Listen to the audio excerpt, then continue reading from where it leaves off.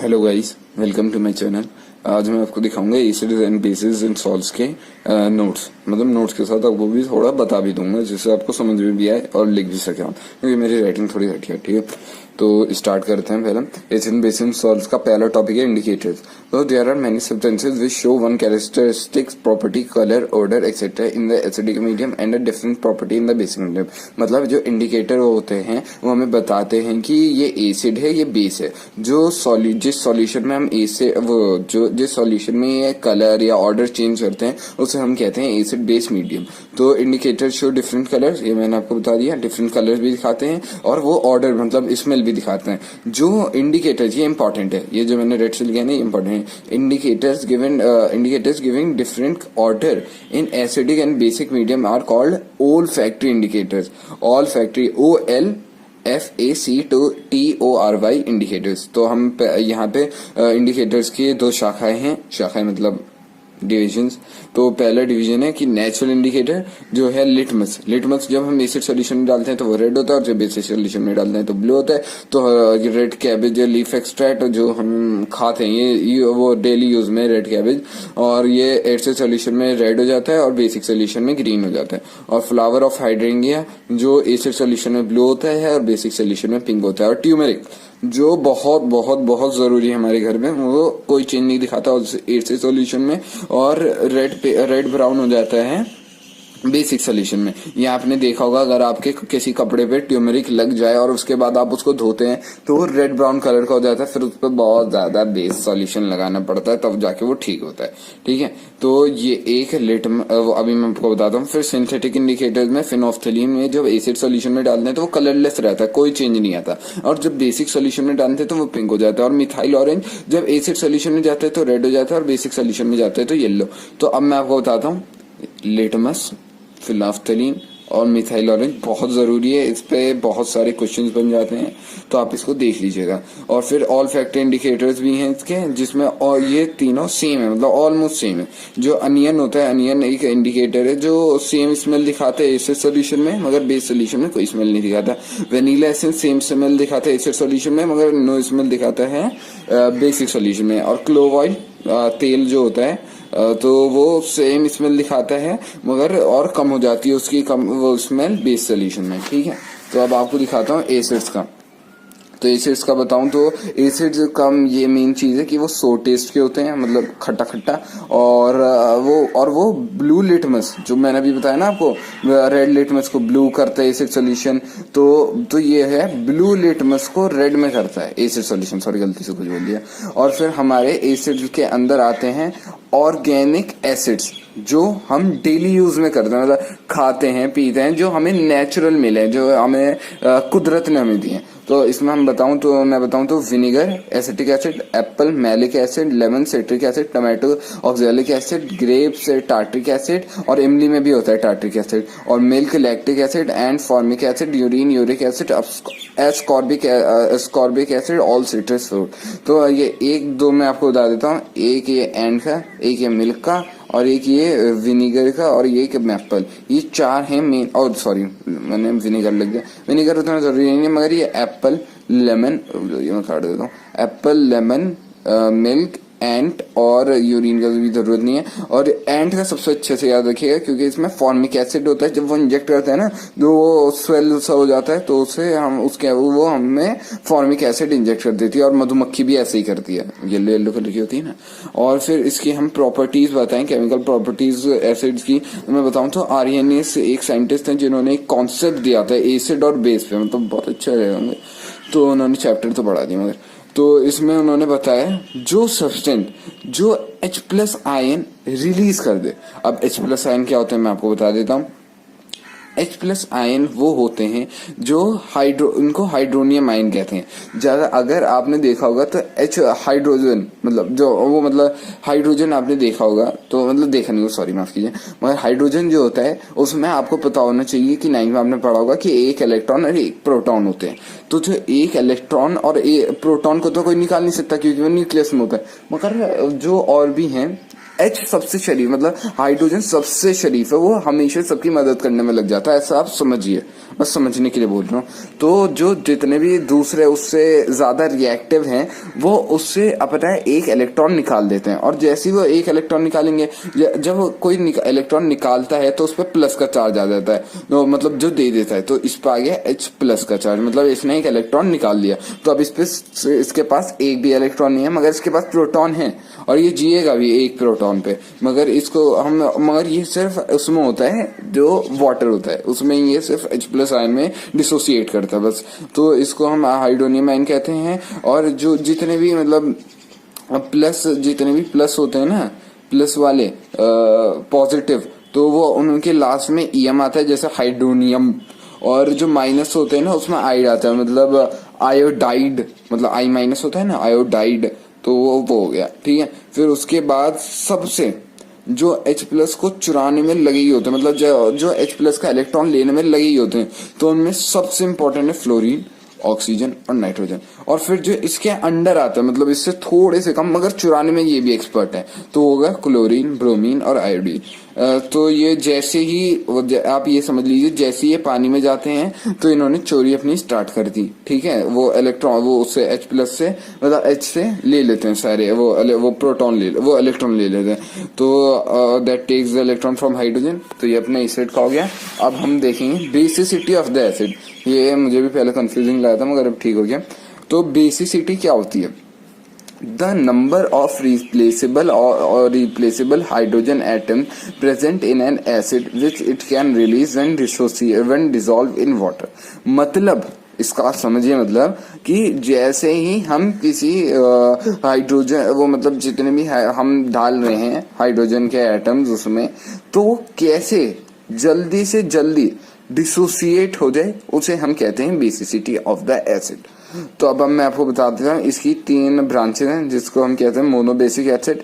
और इसमें मोनोबेसिक में मतलब वो एक H प्लस आयन रिलीज कर देगा, और H जैसे कि अपना HCl जैसे कि आप पानी में डालेंगे तो वो H अलग हो जाएगा, H प्लस हो जाएगा और यहाँ पे Cl माइनस हो जाएगा, तो ये H प्लस एक रिलीज हो गया। फिर जो H2SO4 है, ये H2SO4 है, बहुत वो होता है स्ट्रॉन्ग एसिड होता है, तो वो डाइबेसिक हो गया। मतलब जिसमें देखा ना आप, यहाँ पे 2 लिखा है, 2 है ना यहाँ पे, तो यहाँ पे 2 H प्लस आयन रिलीज कर देगा, तो यहाँ पे H यहाँ पे प्लस आ जाएगा, यहाँ पे माइनस आ जाएगा। और यहाँ पे H3PO4 में ट्राइबेसिक होता है, जिसमें हमारे 3 हाइड्रोजन, मतलब 3 हाइड्रोनियम, मैं हाइड्रोजन बोल रहा हूँ बार बार तो गलती से, हाइड्रोनियम आप समझिएगा, हाइड्रोनियम आयन रिलीज करता है। तो ठीक है, तो अब मैं आपको बताता हूँ chemical reaction of N acid, मतलब किस किस से रिएक्ट करके क्या क्या बनाता है। जब वो रिएक्शन विथ हम मेटल कराते हैं तो वो सॉल्ट और हाइड्रोजन, मतलब सॉल्ट बनाता है और हाइड्रोजन रिलीज करता है। तो और ये आपको एकदम समझ लेना चाहिए, जब हम रिएक्शन के मतलब जो भी हम एसिड को हमें उसमें नहीं रखना चाहिए, मेटल के साथ नहीं रखना चाहिए, क्योंकि वो फिर सॉल्ट और वो H2S वो हाइड्रोजन गैस निकाल देगा। तो हम लिखते हैं यहाँ पे metal plus dilute acid, strong acid की यहाँ पे कोई जरूरत नहीं होती, इसलिए हम डाइल्यूट एसिड लिखते हैं। Is equal to salt plus hydrogen gas. जैसे आप समझ लीजिए Zn एक मेटल है, यहाँ पे 2 HCl है, तो अब ये बोलेगा, Cl बोलेगा कि मुझे H से चुराने हैं। आपने पढ़ा है ना यहाँ पे कि क्लोरीन चुराता है इसके वो इलेक्ट्रॉन्स, तो यहाँ से ये Cl वो Zn बोलेगा, जब भाई मैं हाइड्रोजन से ज्यादा रिएक्टिव हूँ तो तू मेरे साथ बना लेना, मैं तुझे एक इलेक्ट्रॉन देने के लिए तैयार हूँ, तू बेफालतू में वो हाइड्रोनियम आयन से मुशक्कत क्यों करेगा। तो बोलेगा हाँ भाई ये भी ठीक है, तो वो बोलेगा, तो हम वो दोनों बॉन्ड बना लेंगे और बन जाएंगे ZnCl2 और हाइड्रोजन गैस निकाल देंगे। तो ये ZnCl2 दिख रहा है ना आपको, मतलब थोड़ा गलत हो गया, तो इसे कहते हैं हम सॉल्ट।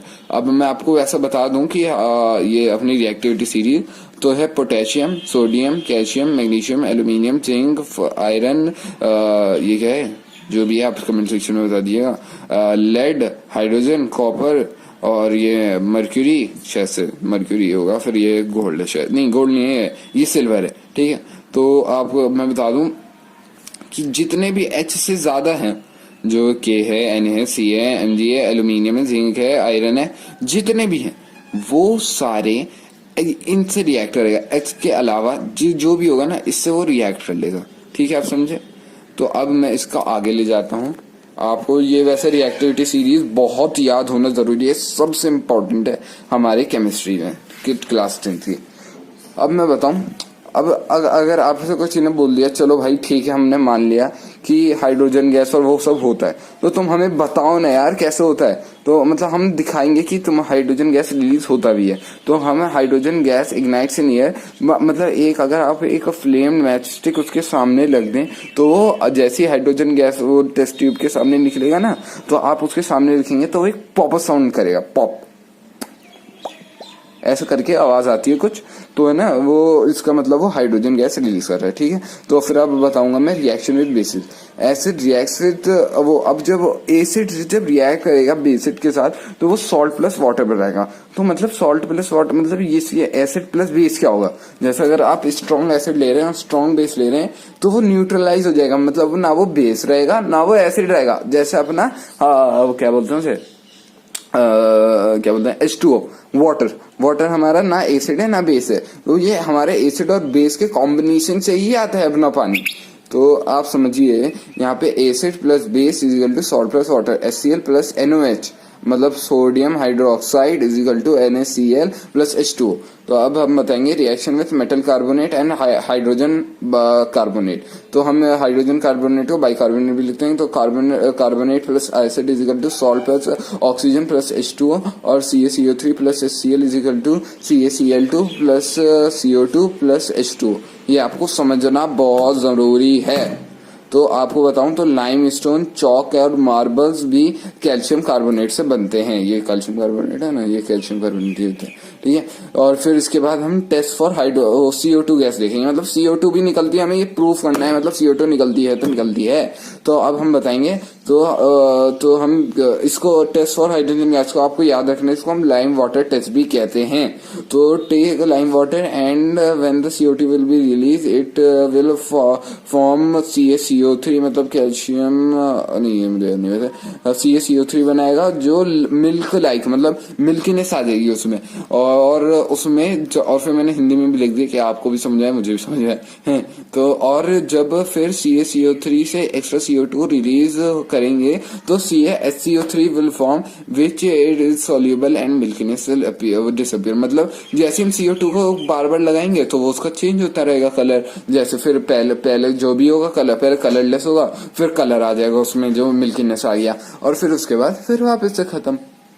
ठीक है, फिर हम दिखाते हैं इसको रिएक्शन विथ मेटल ऑक्साइड। आपको ये सारे मेटल, अपना बेस, कार्बोनेट, हाइड्रोजन का, इन सब का याद रखना बहुत जरूरी है, और इस बार के MCQ वाले टेस्ट के लिए तो बहुत ज्यादा जरूरी, क्योंकि इसमें आपको पूछ सकते हैं कि एसिड प्लस बेस क्या होता है, तो आपको लिखना पड़ेगा salt plus water.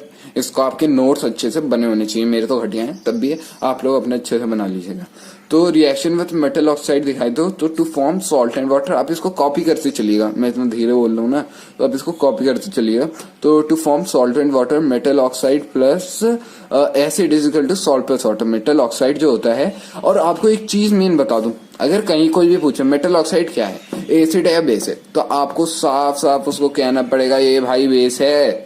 Metal oxide base है, तो नॉन मेटल ऑक्साइड क्या होगा, जो मेटल नहीं है मगर तब भी नॉन मेटल CO2, जैसे यहाँ पे Na2O, ये है अपना मेटल ऑक्साइड, तो इसका नॉन मेटल ऑक्साइड क्या होगा, CO2, मतलब CO2 आप मान लीजिए तो वो एसिड है, CO2 एसिड है, SO2 एसिड है, ये सारे एसिड है हमारे, तो आपको ये समझना होगा।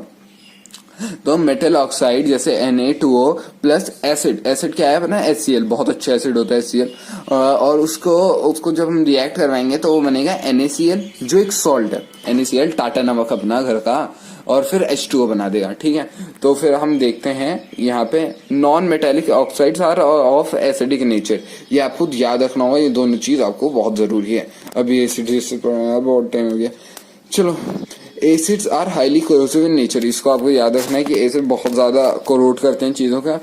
तो ये एसिड रेन से रिलेटेड है। वैसे ये rainfall made so acidic by atmospheric pollution for that it causes environmental harm chiefly to forest, lakes, plants, animals, humans, historical monuments. The main cause in the industrial burning of coal and other fossil fuels the waste gases from which contain sulphur and nitrogen oxide which combine with atmospheric water to form acid. तो हमारा देखिए जैसे ही हम rain होती है है ना, तो H2O अपने जो हमारे इन्वायरमेंट में तो CO2 भी है, SO2 भी है, सारे हैं, मतलब जितने भी है ना नॉन मेटेलिक ऑक्साइड, तो आपको पता है एसिड होती है, तो वो जब नीचे गिर रही होती है तो अपने साथ रिएक्ट कर लेती है उन CO2 के साथ, इनके साथ, और ये जब हमारे वो मॉन्यूमेंट्स पे गिरते हैं, हम पे गिरते हैं, तो ये हम मतलब अगर आप ज्यादा ही कोई पॉल्यूटेड सिटी में रह रहे हो, वहां पे बारिश हो रही है, तो आपको बिल्कुल नहीं नहाना चाहिए, लोग तब भी नहाते हैं, भरोसा नहीं उनका।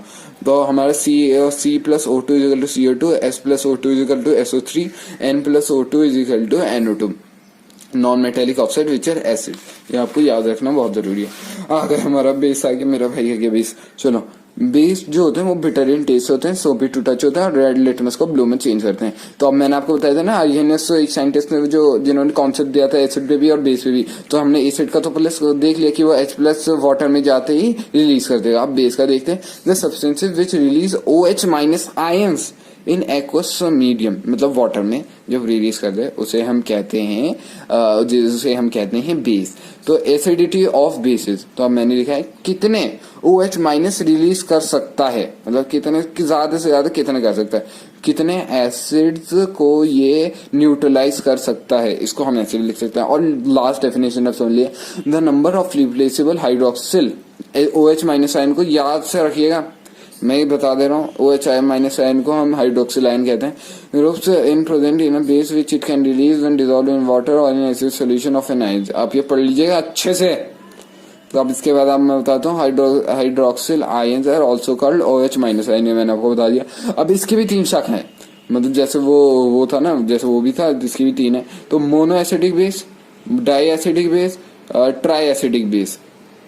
ये आपको समझ नहीं आ रहा होगा, एसिडिक भी है बेस भी है, तो आप समझिए। मोनो एसिडिक मतलब जिसमें एक OH माइनस रिलीज कर दें, डाई एसिडिक बेस मतलब जिसमें 2 OH माइनस रिलीज कर दे, और ट्राई एसिडिक मतलब आपको तो पता होगा, मोनो 1, डाई 2, ट्राई 3, बस ये बात है। और केमिकल प्रॉपर्टीज अब दिखा दूं, जैसे उसमें था वैसे ही अब इसमें भी है। Reaction with metal, the bases which are soluble in, ये बहुत मैंने रेड में जो लिखा है ना वो बहुत इंपॉर्टेंट है, आप समझ लीजिए, गार्ड बांध के रख लीजिए। इसके आप लिखेंगे, the bases which are soluble in water are called alkalis, strong bases react with reactive metals to produce hydrogen gas, so it should be not be kept in a metal container. Metal plus base is equal to salt plus hydrogen gas, Al plus NOH is equal to NaHLO2 plus H2, यार समझ लीजिए, salt plus hydrogen gas. मैं बहुत hard वाला ले लिया, मुझे भी लग रहा है, सॉरी NaAlO2, सॉरी भूल गया था, NaAlO2। तो अब देखते हैं reaction with non metallic oxide. तो नॉन मेटेलिक ऑक्साइड क्या होता है, अगर आप एसिड का बेसिक क्या कराते हो तो सॉल्ट प्लस वाटर बनता है ना, तो यही बात है बस। Bases reacts with non-metallic oxide which being acidic in nature, also called acetic acid, to produce salt and water. This reaction proves that non-metallic oxides are acidic in nature. Base plus non-metallic oxide is equal to salt plus water. चलो अब इसके आगे लिखेंगे CaOH2, जो lime water है वो base होता है अपना। और नॉन मेटेलिक ऑक्साइड मतलब आपको पता ही है नॉन मेटेलिक ऑक्साइड कौन से होते हैं, जो मेटल ना हो और ऑक्साइड भी हो, तो CO2 हो गया अपना। तो ये हमें बना के देगा सॉल्ट प्लस वाटर, जो है CaCO3 प्लस H2O। जो हमारे कैल्शियम कार्बोनेट होता है ना, व्हाइट PPT, वो व्हाइट PPT मतलब कैल्शियम कार्बोनेट जो होता है वो हमारा व्हाइट PPT बनाता है। PPT का मतलब व्हाइट प्रेसिपिटेट, जो सॉल्युबल नहीं होता वाटर में, ठीक है। तो हमने देखा, फिर इसके आगे है स्ट्रेंथ की, एसिड की स्ट्रेंथ क्या होता है, मतलब बेस खत्म हो गया हमारा, क्योंकि मैंने कल थोड़े छोटे नोट बनाए, आप भी इसको देख के और जितने भी नोट्स, मतलब जितने भी जहां से भी आप एक्सट्रैक्ट कर सकते हैं वहां से कर लीजिएगा। तो हम बताएंगे एसिड को हम डिफरेंशिएट करते हैं स्ट्रॉन्ग एसिड और वीक एसिड। जो स्ट्रॉन्ग एसिड होते हैं, जो H plus ion dissociate complete कर देते हैं, जितने उनके पास H प्लस आयन होते हैं वो सारे डिसोसिएट कर देंगे। और वीक एसिड कौन से होते हैं, जो पूरे मतलब अगर उसके पास 2 H प्लस आयन तो 1 रहेगा, उसके पास 10 है तो वो 9 करेगा, तो मतलब 1 भी कम किया तो वो वीक एसिड में आ जाएगा, ठीक है। तो HCl सबसे अच्छा, तो H प्लस इसकी पावर होती है 6.022 इंटू 10 की पावर -3। आपको जरूरत नहीं वैसे अभी पता करने की क्या होता है 6.022, एवोगैड्रो नंबर होता है वैसे ये तो, तब भी मैं आपको बता देता हूँ। स्ट्रॉन्ग एसिड्स को हम इनऑर्गेनिक और मिनरल एसिड्स कहते हैं। स्ट्रॉन्ग एसिड्स वो होते हैं जिनमें हमारे पास कार्बन नहीं होता, क्योंकि कार्बन ऐसा करता है, कार्बन अपने हाइड्रोजन आयन को जाने नहीं देता, मतलब भाई भाई है वो दोनों। वो बोलता है नहीं भाई मैं तुझे नहीं जाने दूंगा, तो इसमें आ गया H2SO4, HNO3, H3PO4, HIFCl। जहां पे भी आपका कार्बन आ जाए उसको बोलिएगा भगले भाई, ठीक है। तो अपना मैं बता दूं आपको कि ये अब वो वीक एसिड कौन से हो गए, जिन CH3COH इथेनोइक एसिड तो ये अपना CH3CO माइनस और H+ आयन में डिसोसिएट हो जाएगा। ये ऑर्गेनिक होते हैं, वो इनऑर्गेनिक या ऑर्गेनिक, इनके पास वो कार्बन होता है SCOH और H2SE होती है। मेरे पास एक HCl है, ये क्लोरीन है ना, तो इसमें इसलिए C आया है, आप कार्बन बस समझ लीजिएगा। तो हम स्ट्रेंथ ऑफ बेस, जैसे स्ट्रेंथ ऑफ एसिड है तो स्ट्रेंथ ऑफ बेस भी होगा। तो स्ट्रॉन्ग एसिड और weak base with dissociate completely, मतलब जो अपना वो OH- को कंप्लीटली डिसोसिएट कर दे वो स्ट्रॉन्ग बेस, और जो कम करे वो वीक बेस। तो इसमें MOH M+ और OH- में डिसोसिएट होता है, जैसे NaOH भी हो गया, KOH हो गया। NaOH आपको सबसे ज्यादा जरूरी है याद करने के लिए, ठीक है। और यहाँ पे MOH ये मतलब स्ट्रॉन्ग एसिड बेस भी और वीक बेस भी, दोनों स्ट्रॉन्ग भी है, बेस भी है। तो ये आपको देखना पड़ेगा। MOH जो होता है वो दोनों में होता है, स्ट्रॉन्ग भी होता है, वीक भी होता है। अब हम देखेंगे pH value of acidic and basic solution, measurement of strength of acid and base. तो हम pH वैल्यू, भाई इसमें मेरी हालत खराब हुई थी बताने में, वैसे मैंने एक वीडियो बनाई थी, नहीं बना पाया वैसे, तब भी बता देता हूँ। pH ये आपको याद रहना चाहिए, वैसे तो ये आएगा नहीं, तब भी मैं बता देता हूँ। pH is equal to -log10। तो हम कहाँ पे थे, हम थे pH value of acid and basic में सॉल्यूशन के। तो pH होता है वो -log10 और H+, मतलब -log10 इंटू H+ आयन, ठीक है। तो इसे कहते हैं H+ आयन को कहते हैं कॉन्सेंट्रेशन ऑफ हाइड्रोनियम आयन। तो ये होता है moles of hydronium ion present पर लीटर ऑफ एनी सॉल्यूशन। तो इसको हम pH को कहते हैं पोटेंशियल ऑफ हाइड्रोजन आयन, कितना वो रिलीज कर सकता है अपने में से हाइड्रोजन आयन, मतलब क्या है वो, एसिड है या बेस है। pH स्केल आपको पता होगा कि वो कितना एसिड है और कितना बेस है, वीक है तो कितना वीक है, और एसिड है तो वो, और एसिड कितना, मतलब कितना वीक है और कितना एसिड है, ये हमारा pH स्केल बताता है। तो pH जो होता है वो 7 होता है न्यूट्रल, मिनिमम वैल्यू होती है इसकी 0। एसिडिटी मतलब मिनिमम जो होता है वो एसिड होता है, और जो मैक्सिमम होता है वो मतलब जिसमें हम मिनिमम वैल्यू बोलते हैं तो उसमें एसिडिटी सबसे ज्यादा होती है, और जिसमें हम मैक्सिमम वैल्यू जो 14 होती है उसमें मिनिमम वैल्यू होती है एसिडिटी की, ठीक है। तो हम ऐसा समझ सकते हैं pH is inversely proportional to acidity and directly proportional to basicity. मतलब 0 से 7 तक ये एसिड होगा और 7 से ज्यादा तक ये बेस होगा। तो यहाँ से 0 से 3.5 तक ये स्ट्रॉन्ग एसिड, और यहाँ से 3.5 से लेके 7 तक ये वीक बेस, वो वीक एसिड। तो यहाँ से लेके यहाँ तक 3.5 तक ये होगा स्ट्रॉन्ग बेस, और फिर 3.5 से 14 मतलब जितना भी है वहां तक होगा ये वीक बेस, ठीक है। स्ट्रॉन्ग बेस, स्ट्रॉन्ग एसिड, मतलब मोस्ट, मतलब समझ लीजिए आप, ठीक है। और फिर जो थे हमारे सोरेंसन अंकल से, उन्होंने बनाया था pH स्केल। तो हम pH स्केल बता देता हूँ आपको। तो इसमें सही लिखा है एकदम। It is a scale used for measuring a hydrogen ion concentration. The P in pH stands for potence, which means power in Germany. It has value ranging from 0 very acidic to 14 very alkali. Alkali आपको पता होगा कि alkali क्या होती है, जो soluble होती है, जो ऐसा बेस जो soluble होता है वाटर में, उन्हें alkali कहते हैं, और जो डिजोल्व नहीं होता है वो उसे हम बेसिक कहते हैं। तो इसका pH is a number which indicates the acidic and basic medium of a solution. Higher the hydronium ion concentration present in the solution, lower is its pH value. pH means power of hydrogen ion, and if pH is greater then solution is basic, and pH is equal solution is neutral, and pH is pH is smaller than 7 then it is an acidic. तो importance pH value की, तो living organism में, ओ भाई ये बहुत important है, living organism को अपने सर्वाइवल के लिए 7 to 7.8 तक अपना pH स्केल रहना पड़ता है। और when the pH goes below 5.6 it is called acid rain। जब 5.6 से कम चला जाता है तो हम एसिड रेन कह देते हैं। It makes the life of मतलब जो अगर आप एसिड डालेंगे यार किसी भी मछली है उसके ऊपर, उसके लिए तो खराब ही होगा ना। तो ऐसे ही हो गया उसके साथ, एक्वेटिक एनिमल्स के साथ। और सॉइल के साथ तो बहुत ही खराब है, ये फर्टिलिटी कर देता है काम, बहुत सारा खराब है, और पोल्यूट भी करता है हमारे उसको। पोल्यूशन तो होता ही है वैसे। जो pH 5 होता है, जब हम pH वैल्यू होती है 5 तो उसे हम उसमें वाइट ग्रास पैदा होती है, और जब pH 6 होता है तो ग्रीन ग्रास पैदा हो जाती है। और फिर इन डाइजेस्टिव सिस्टम, भाई डाइजेस्टिव सिस्टम में तो वो होता ही है, एसिडिटी हो जाती है ना, तो वो बहुत ज्यादा HCl रिलीज होने की वजह से हो जाता है। तो HCl अगर तब भी बहुत ज्यादा इंपॉर्टेंट है, वो डाइजेशन करता है फूड में। और टूथ डिके, जब आपका सलाइवा जो होता है ना, जो आपने ब्रश नहीं किया होगा, तो आप देखेंगे कि आपको येलो येलो सा सब्सटेंस हो जाता है, वो एसिड है, ऑलमोस्ट एसिड है। मतलब वो फंसा हुआ खाना है जिसपे अपना सलाइवा एक्ट करता है, और उसको वो जो दोनों चीज जब मिलती है ना, खाना जब फैट या कार्बोहाइड्रेट जब सलाइवा के साथ मिलते हैं तो वो एसिड बना लेता है। और जब वो एसिड बनेगा तो आपका तो दांत तो खराब होगा ही ना भाईजान। तो अब आप पढ़ेंगे इसका सॉल्ट। अब एसिड हो गया अपना, बेस भी हो गया अपना, अब हमारे क्या बचा, सॉल्ट। सॉल्ट का क्या है, सॉल्ट का क्या है, कुछ नहीं है बेचारे का, न्यूट्रलाइजेशन रिएक्शन। मैंने बताया था ना, acid plus base is equal to salt plus water, वही है यार। टाटा नमक क्या खाते हो, एसिड प्लस बेस करते हैं तभी सॉल्ट बन जाता है अपना टाटा नमक है। तो आप देखिए, neutralisation reaction between acid and base, acid plus base is equal to salt plus water, H plus और बी H। हाँ, ये बहुत इंपॉर्टेंट है इसके बाद, कि जो अपना एसिड और बेस, तो उसमें हमारा ये जो सॉल्ट बनेगा उसमें H प्लस नहीं होना चाहिए और OH माइनस नहीं होना चाहिए। Sorry I am sorry.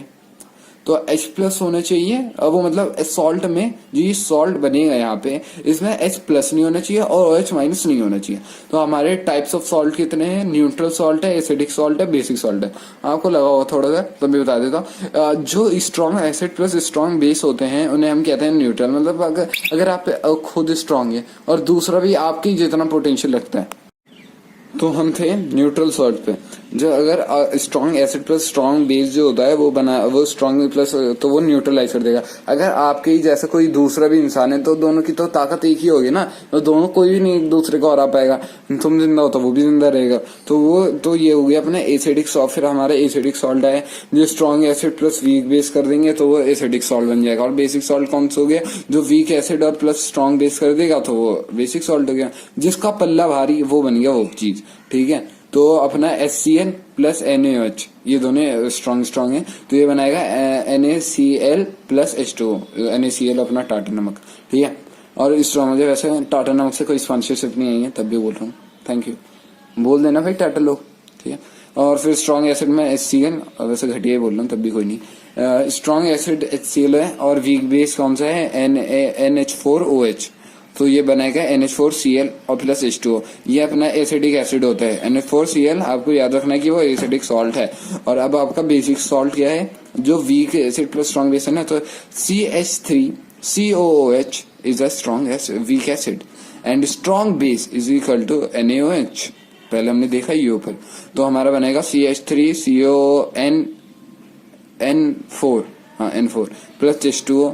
तो ये जो CH3CON4 बनेगा ना, Na4 सॉरी, तो ये होगा, इसको कहते हैं हम सोडियम सॉल्ट ऑफ इथोनिक एसिड। अब इसके आगे अपना, अब ये लास्ट के सारे प्रोसेस हैं, वो तो बहुत हार्ड है यार। तब भी ये वॉशिंग सोडा जिसे हम कहते हैं सोडियम कार्बोनेट डेकाहाइड्रेट, इसका फॉर्मूला देख लीजिए, Na2CO3.10H2O। ये बेसिक सॉल्ट है, इसे ये एसिडिक सॉल्ट नहीं, बेसिक सॉल्ट है इसे। और इट इज हाइड्रेट, ये हाइड्रेट होता है, मतलब इसके अंदर पानी होता है, ठीक है। Hydrate, it is a white crystallized solid. It is called alkaline water and turns red litmus to blue. It has a property to remove dirty clothes, thus it is called washing soda. Sodium carbonate is obtained by heating of baking soda. The recrystallization मतलब जिसमें हम H2O मतलब 10 H2O molecules हम देते हैं, उसे कहते हैं हम recrystallisation of sodium carbonate gives washing soda. It is also called as basic salt. अब हम देखते हैं कि ये वॉशिंग सोडा बनता कैसे। ये 4 चीजें, मतलब जिसके आगे भी कॉस्टिक सोडा है, बेकिंग पाउडर है, ये सारे आपके टीचर्स के सबसे फेवरेट टॉपिक हैं। तो आपको इसको अच्छे से नोट्स बनाने हैं, आपको मेरे नोट्स बना लेना भाई प्लीज, और लाइक भी कर देना वीडियो को प्लीज, हाँ थोड़ा सा। When ammonical brine मतलब अगर पानी वाला नमक पानी मतलब NaCl प्लस H2O और ये अमोनिया है, तो H2O NaCl plus H2O plus NH3 is equal to ammoniacal brine. यहाँ पे लिखा है, आप देख सकते हैं। और इसमें इन्होंने क्या बोला, इस पास थ्रू CO2, हमने CO2 से भी पास कर दिया, तो वो हमें बनाएगा NaSCO3 प्लस NH4Cl। तो ये सोडियम बाइकार्बोनेट बन गया NaHCO3 और अपना तो ये हमारा बनाएगा NaHCO3 जो सोडियम बाइकार्बोनेट है, और NH4Cl जो अमोनियम क्लोराइड है। तो सोडियम बाइकार्बोनेट जब हीटिंग जब हीटिंग तीन प्रोसेस है इसमें, तो आप पहले तो हमने ये CO2 पास करा दिया तो NaHCO3 और N4Cl बनेगा। जब सोडियम बाइकार्बोनेट ये जब इसके साथ हीटिंग प्रोसेस करेंगे तो ये सोडियम कार्बोनेट बनेगा Na2CO3, और जो हमारा सोडियम कार्बोनेट है ये अपना सोडियम कार्बोनेट बन गया, और डेकाइड्रेट बनाने बाकी है तो प्लस H2O प्लस CO2 देगा ये, ठीक है। तो हम इसको अब देखेंगे, sodium carbonate on adding 10 water molecules of crystallisation form hydrated sodium carbonate called washing soda. तो ये बना देगा Na2CO3 plus H2O is equal to recrystallisation and Na2CO3 dot 10H2O washing soda बना दिया, ठीक है। इसके यूजेस क्या होते हैं अपने making of glass, soap, paper and paper industries में भी यूज होता है। और जो हमारे टेस्ट ट्यूब होते हैं ना वो बोरक्स से बने होते हैं, जो बोरक्स बनता है वो वॉशिंग सोडा से बनता है, ठीक है। वॉशिंग पाउडर जो भी कहते हैं, ठीक है, और वॉशिंग सोडा वैसे कहते हैं। तो इसको हमें ये क्लीनिंग एजेंट तो है ही अपना सबसे ज्यादा, ठीक है। तो ये NaHCO3 इज, और अब ये अपना आ गया बेकिंग सोडा। तो ये जो बेकिंग सोडा होता है, बेकिंग सोडा और बेकिंग पाउडर में बहुत ज्यादा डिफरेंस है, तो आप दोनों को एक मत लिख दीजिएगा पहली बात। और ये बेकिंग सोडा को हम कहते हैं NaHCO3, जो जिसे हम कहते हैं sodium hydrogen sodium hydrogen carbonate, वो बाइकार्बोनेट था, ये कार्बोनेट है ना, बाइकार्बोनेट ही था ना, हाँ डेकाहाइड्रेट था, सॉरी। तो ये हो गया अपना, ये होगा सोडियम हाइड्रोजन कार्बोनेट, और हम इसको सोडियम बाइकार्बोनेट भी कह सकते हैं। ये माइल्ड बेस होगा, मतलब ये भी बेस ही है अपना, सारे अपने जितने भी है ना बेस ही रहते हैं। ये क्रिस्पी करता है पकौड़ा को बेकिंग सोडा, और सोडियम क्लोराइड को बनाने में भी ये काम आता है NaCl टाटा नमक, ठीक है। तो इसका सॉल्वेट प्रोसेस इसमें एक ही होता है, उसमें तीन है ना, पहले वो करो CO2 पास करो, फिर वो बनेगा, फिर उसको हीट करो, फिर ठीक है, फिर उसमें 10 मॉलिक्यूल ऑफ H2 डालो, वो भी। तो इसमें एक ही प्रोसेस होता है। इसमें जो हमारा नमक वाला पानी होता है NaCl plus H2O plus NH3 ammonia भी तो ऐड करेंगे ना, और जब हम CO2 को इससे पास करते थे NaHCO3 बनाएगा प्लस NH4Cl, जो आपने पिछले रिएक्शन में भी देखा होगा। तो ये बनता है, ये सॉल्वेज प्रोसेस इसको कहते हैं, ठीक है। और इसको हम केक्स को फ्लफी बनाने में यूज आता है for making baking water which is a mixture of baking soda, sodium hydrogen carbonate, mild edible acid. मतलब अगर आपको बेकिंग पाउडर बनाना है ना, तो आपको बेकिंग सोडा पहले लेना होगा NaHCO3, और उसको आपको माइल्ड बेसिक एडिबल एसिड, ऐसा कोई भी मत ले लीजिएगा फालतू सा, मतलब जिसका खट्टा हो, कुछ वैसा हो, वैसा नहीं, कुछ नहीं लेना है, जो सही हो, ठीक है ना, तो उसको लेना है। Such as tartaric acid, when baking powder is heated or mixed in water, baking soda plus edible acid is equal to baking powder, ठीक है। ये इसमें बहुत डिफरेंस है बेकिंग सोडा और बेकिंग पाउडर में, मैंने आपको 10 बार बता दिया, ठीक है। अब इसके आगे है sodium hydrogen carbonate is also an ingredient of anti acid. मतलब जो सोडियम हाइड्रोजन कार्बोनेट है ना, वो एंटी एसिड्स भी है। मतलब जो अगर आपको किसी चीज में बेस कोई चीज लग गई है, मतलब अंदर इंजेक्ट हो गई है, तो वो अपना ये भी ठीक कर देगा, एंटी एसिड बनाने में भी काम आता है, ठीक है।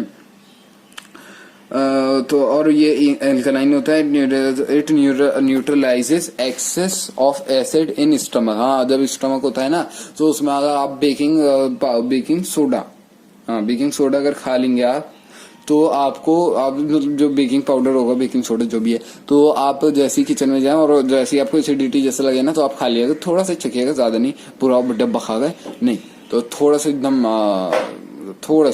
तो उतना खाएंगे तो आपको रिलीफ मिल जाएगा। It is also in use in soda acid fire extinguisher, जो फायर एक्सटिंग्विशर होता है ना, उसमें यूज आता है। और वो केक्स को फ्लफी कैसे बनाता है, ये क्वेश्चन आया है वो अपना बोर्ड में, तो मैं आपको बता देता हूँ।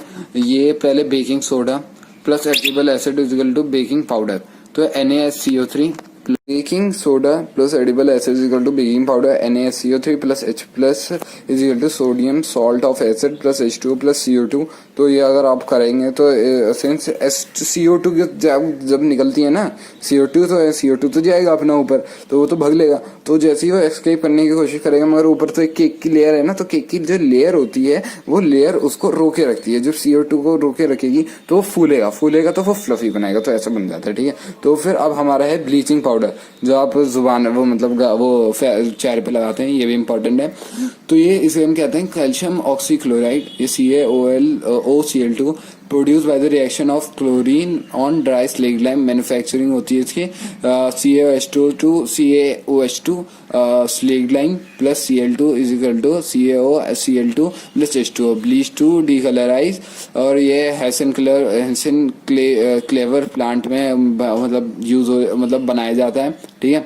For bleaching cotton lining in the textile industry, for bleaching wood pulp in paper factories and for bleaching wash cloth in laundry and oxidising agent के लिए भी यूज होता है ये ऑक्सीडाइज कर देता है। फिर ये for disinfection drinking water to make it free of germ, मतलब ये भी इंपॉर्टेंट है। वैसा अब यूज नहीं होता इसका ज्यादा, मगर तब भी ये डिसइंफेक्ट कर देता है।